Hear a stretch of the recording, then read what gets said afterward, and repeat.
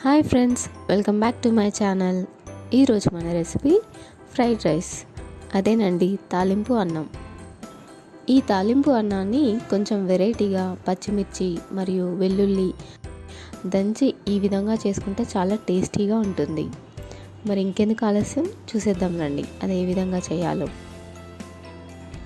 ముందుగా దీనికి కావాల్సిన పదార్థాలు ఏంటో చూసేద్దాం. 1 కప్పు రైస్, కరివేపాకు, 3 పచ్చిమిర్చి,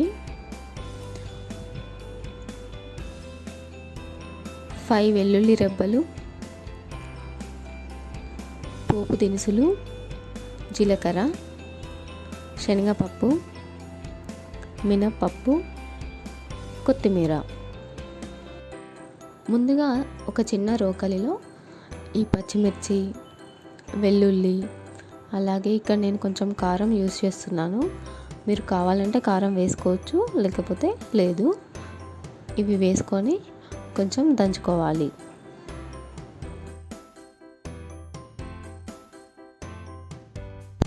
చూడండి, ఈ విధంగా దంచి పక్కన పెట్టుకోవాలి. కావాలంటే ఈ మిశ్రమాన్ని మీరు మిక్సీలో కూడా వేసుకొని మిక్స్ చేసుకోవచ్చు. ఇక ఇప్పుడు స్టవ్ మీద ప్యాన్ పెట్టుకొని హీట్ అయ్యాక ఆయిల్ వేసుకోవాలి.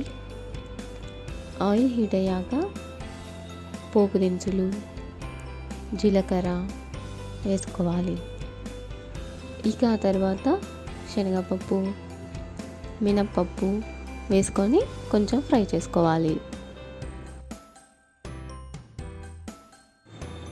శనగపప్పు, మినప్పప్పు కొంచెం ఫ్రై అయింది కదా, ఇక పచ్చిమిర్చి వెల్లుల్లి పేస్ట్ని ఇందులో వేసుకొని మిక్స్ చేసుకోవాలి. ఇక ఇందులో కరివేపాకు, 1 స్పూన్ పసుపు వేసుకోవాలి.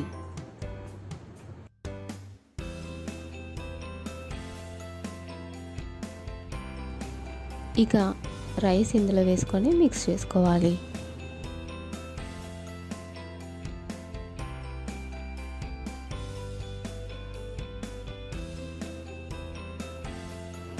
అలాగే 1/2 స్పూన్ ధనియాల పొడి మరియు రుచికి సరిపడా ఉప్పు వేసుకొని బాగా మిక్స్ చేసుకోవాలి.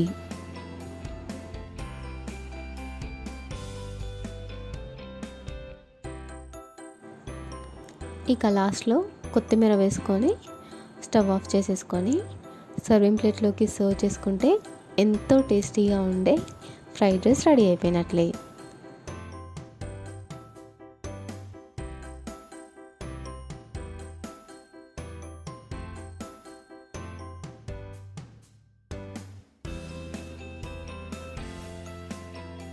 నా రెసిపీస్ కనుక మీకు నచ్చినట్లయితే లైక్ చేయండి, షేర్ చేయండి.